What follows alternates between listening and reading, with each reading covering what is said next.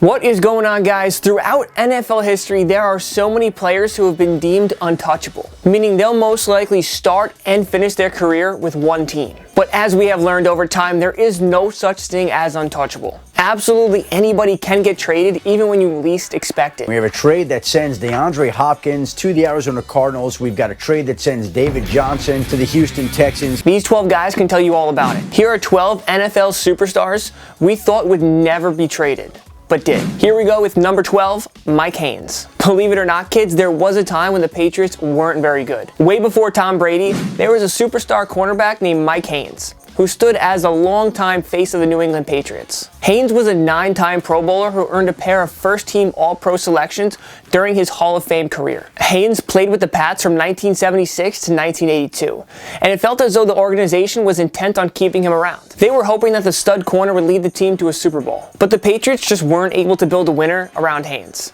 and he eventually engaged in a contract holdout in 1983. Largely due to that holdout, the Patriots traded him to the Los Angeles Raiders in exchange for 2 draft selections. The trade turned out to be a huge win for the Raiders, because Haynes was the final piece they needed to win Super Bowl 18, defeating the favored Washington Redskins by a final score of 38-9. Number 11, Jimmy Graham. The New Orleans Saints drafted Jimmy Graham in the 3rd round, 95th overall in 2010. The 6'7" tight end out of Miami quickly became one of the NFL's most explosive offensive players. For a brief period, Graham was in the conversation as the game's top tight end. Graham had 3 straight 80-catch and 900-yard seasons from 2011 to 2013. He had 36 total touchdowns over that span, including 16 scores during the 2013 season. Not only that, but Graham surpassed 1,200 receiving yards twice. He was truly an unstoppable force during his 5 seasons with the Saints. And Graham figured to be a long-time cornerstone player in Sean Payton's offense. But during the 2015 offseason, the Saints traded Graham to the Seattle Seahawks for center Max Unger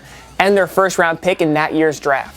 Graham had 2 more Pro Bowl seasons in Seattle, but he was never the game-changing star that he was in New Orleans. Unger enjoyed 4 productive years with his new team, earning a Pro Bowl selection in his final year before retiring in 2019. Number 10, Terrell Owens. As if the San Francisco 49ers weren't blessed enough with Jerry Rice, the GOAT of wide receivers, the team also landed another future Hall of Famer in Terrell Owens. They took him in the 3rd round of the 1996 draft. T.O. and Rice formed a receiving duo like no other, as Steve Young led one of the most explosive offensive machines ever seen up to that point. Owens cemented his legacy in San Fran by performing the Catch Part 2 in the 1998 wildcard round against the Green Bay Packers. But with Rice beginning to decline, the 49ers allowed the GOAT to leave in free agency, and he signed with the Oakland Raiders in 2001. That was the end of the super duo in San Fran, but at least they had Owens for the long run, right?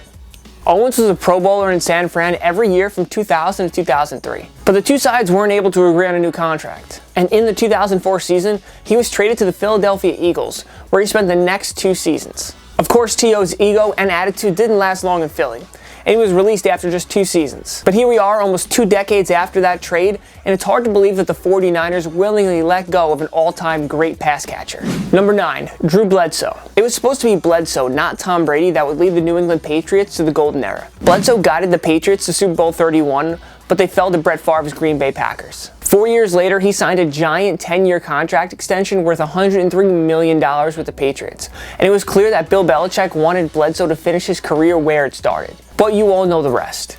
Bledsoe was injured on a hit from Mo Lewis of the New York Jets in Week 2. Some guy named Tom Brady took over as a starter, and he became the anchor of a 2-decade-long dynasty. A 6th-round draft pick, and not the $103 million quarterback, became the ultimate franchise icon in New England. After Brady led the Patriots to a Super Bowl 36 championship over the St. Louis Rams, Bledsoe was traded to the Buffalo Bills in the offseason. After the Super Bowl, it was clear that Bledsoe's tenure in Foxborough was over with. But just 1 year after signing a 9-figure contract? Nobody in the world saw that coming. And how many people even knew who Tom Brady was when Bledsoe signed that deal? Drew played with the Bills for 3 seasons, and he finished his final 2 seasons with the Dallas Cowboys before retiring in 2008. Number 8, Fran Tarkenton. The Hall of Fame quarterback was frustratingly inconsistent during his first 6 seasons with the Minnesota Vikings.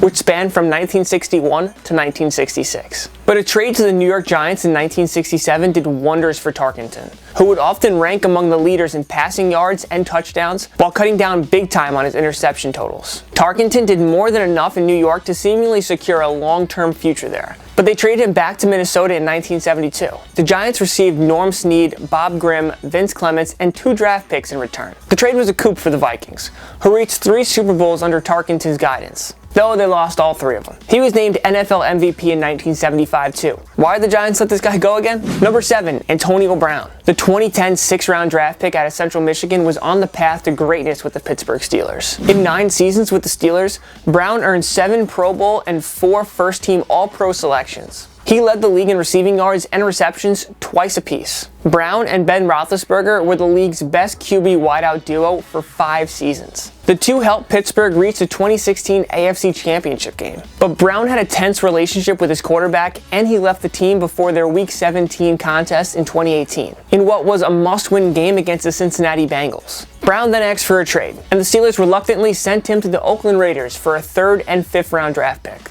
Brown feuded with his new team, namely GM Mike Mayock, and was released before the start of 2019. He played 1 game for the Patriots before getting released following sexual assault allegations. Simply put, Brown destroyed what should have been a Hall of Fame career, one that could have included multiple Super Bowls and countless records. It's a sad story, really. If only he had played nice and stayed in Pittsburgh, like we all expected he would before the shocking trade. Number 6, Odell Beckham Jr. See, unlike Antonio Brown, Odell Beckham Jr. never once showed signs of wanting to leave the Giants. After Brown and Julio Jones, Beckham was probably the NFL's 3rd best wide receiver while he was with New York. Even though the Giants weren't able to build a winner around OBJ, he gave the fans something to cheer about every game. The guy was a total game changer, and the G-Men never had a receiver who could take over the games like him. Before the 2018 season, Beckham signed a 5-year extension worth $95 million. We didn't sign Odell to trade him, okay? So I know that's all over the place. So understand that. But just 1 month after the season ended, he was traded to the Cleveland Browns with safety Jabril Peppers and 2019 1st and 3rd rounders going the other way. There were no serious rumors or reports about OBJ getting traded, and the Giants seemed keen on building around him and Saquon Barkley. This was truly one of the most shocking trades in league history, because superstar wideouts in their prime are almost never traded these days. Number 5, John Gruden. Gruden became head coach of the Raiders in 1998.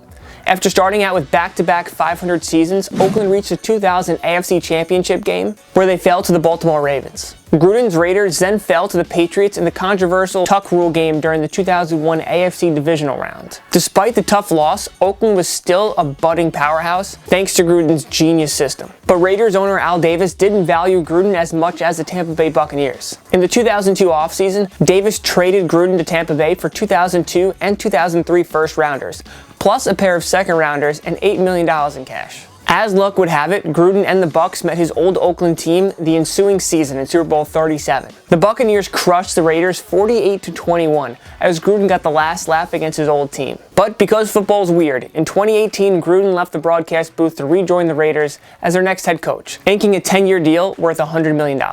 You can't make up Gruden's journeyman as an NFL head coach. Number 4, Marshall Faulk. The Hall of Fame running back spent his first 5 seasons with the Colts, and he was an absolute machine. Faulk recorded 1,000-yard campaigns in 4 of his first 5 years with Indy, and he was just as dangerous in the passing game. The Colts drafted Peyton Manning first overall in 1998, and he and Faulk should have done great things together. But the Colts couldn't agree on a new contract with Marshall, and he was traded to the St. Louis Rams for a 2nd and 5th round pick. Faulk and Kurt Warner led the greatest show on turf offense in St. Louis, winning Super Bowl 34 while appearing in Super Bowl 36 as well. As for the Colts, they at least found a quality replacement in Edgerrin James, who performed nicely in the backfield to complement Manning and the passing game. Number 3, Bobby Lane. The Detroit Lions haven't been the same since this trade. Bobby Lane was among the game's top quarterbacks of the 1950s. He led the Lions to the NFL championship in 1952, 1953, and 1957. He was a 6-time Pro Bowler and 3-time first-team All-Pro. But during the 1958 season, the Lions made the shocking decision to trade Lane to the Pittsburgh Steelers,